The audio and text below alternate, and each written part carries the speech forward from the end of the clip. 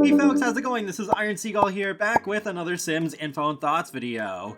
So EA has clarified their stance on mods for The Sims 4, because there has been a lot of confusion and drama and misinformation spread about this whole thing, and I didn't feel like addressing this in a video until there was some more solid confirmation as to what's going on. Back in late July, I believe it was July 21st, when they uploaded this terms of use for mods and custom content, but they didn't make it actually known through any sort of official announcement, so nothing along the lines of please read our updated terms of use on mods and custom content. So nobody knew about it until days later. I'm not even sure how it was actually found in the first place, but there is one particular part of it that was really confusing and had people going back and forth as to, oh, this is allowed, or no, it's not allowed. Oh, no, it is allowed. The first point is still pretty clear though. Do not promote your mods in a way that suggests they are endorsed by or affiliated with The Sims, Maxis, or Electronic Arts. This means you cannot use any game logos or trademarks, including versions of the Plumb Bob or key art designs to promote your mods. You may state that your mods are for The Sims 4 and/or for a specific game expansion pack. By the way, this does include custom content as well, because they do have this terminology thing near the top of their page, and they say that mods are a blanket term referring to any player-made content for the game. This includes both custom content and game mods, so they count them as the same thing rather than separate. I can see the angle they're going for here, because I have seen people get confused as to whether mods are actually official content or not, because I see many people using the Sims 4 logo and the Plumb Bob, and it makes it look official. While I personally haven't had any issues with that, because I can normally tell anyways, I can understand why EA in an official capacity would want to say, no, you can't do that. Though I still think even prohibiting the usage of the Plumb Bob is going too far. At least it was pretty clear in its statement though. It was the second part that had a lot of confusion over it. And it's that mods must be non-commercial and distributed free of charge. Mods cannot be sold, licensed, or rented for a fee. Nor can mods contain features that would support monetary transactions of any type. Note, The Sims recognizes that creating mods takes time and resources. To recoup these development costs, mod developers may offer an early access incentive for a reasonable amount of time. After a reasonable early access period, all users must be able to access the mods in full for free, regardless of whether they donate.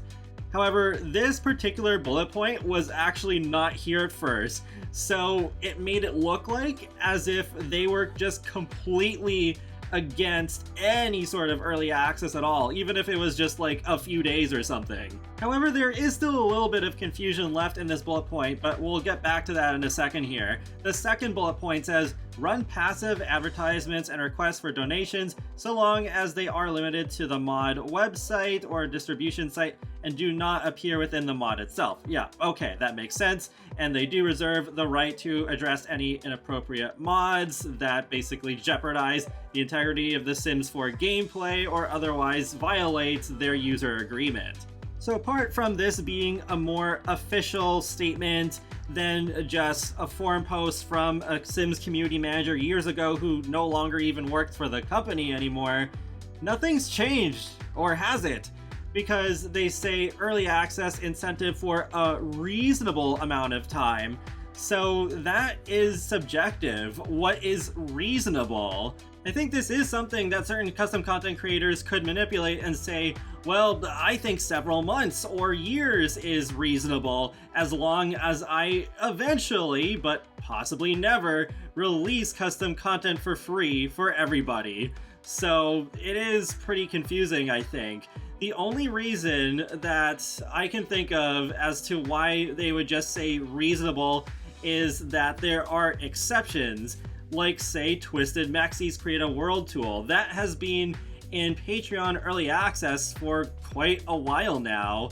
But this is different because it's not just 3 or 4 hairstyles that you have in early access for a few weeks.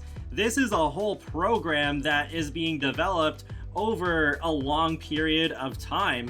So I feel like it is reasonable what Twisted Maxi is doing right now, but by EA's terms, is it reasonable? That is still a little confusing. I am leaning towards yes though, because this is the only reason I can think of for EA to not just simply say 3 weeks like that community manager did say on the forums years ago. It's not that complicated if that's really all it is. Just straight up say 3 weeks instead of leaving it so open to interpretation.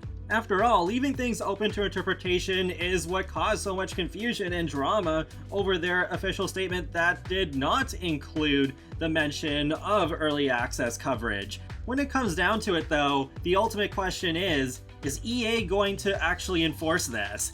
Because I don't believe EA has actually gone after any custom content creators for keeping their stuff locked behind a permanent paywall. They've just kinda let them be. So does this updated statement mean that they are going to start going after problematic custom content creators and mod creators who have just thought that they're above the rules? I have a feeling probably not. So I don't think in the long run this will really change much, other than when creators violate the rules, then other people can call them out and say, hey, you're not following the rules, but ultimately they won't get penalized other than just getting backlash from the players. However, if EA does go around issuing cease and desist orders, then that's when I think everybody in this community will start taking EA seriously on this statement. For now, I will assume that a month of early access is fine, and then for exceptions like Twisted Maxi's create a world that has a proof of concept and is being developed over a long period of time, then it can go on for longer. Unless EA does come back with a second updated statement and does give a very exact timeline. And that wraps up another Sims Info and Thoughts video, so feel free to let me know your thoughts in the comment section below on EA's statement on mods, and be sure to subscribe if you'd like to keep up with my latest gaming content. I will talk to you all later, and have a great day. Thanks for watching!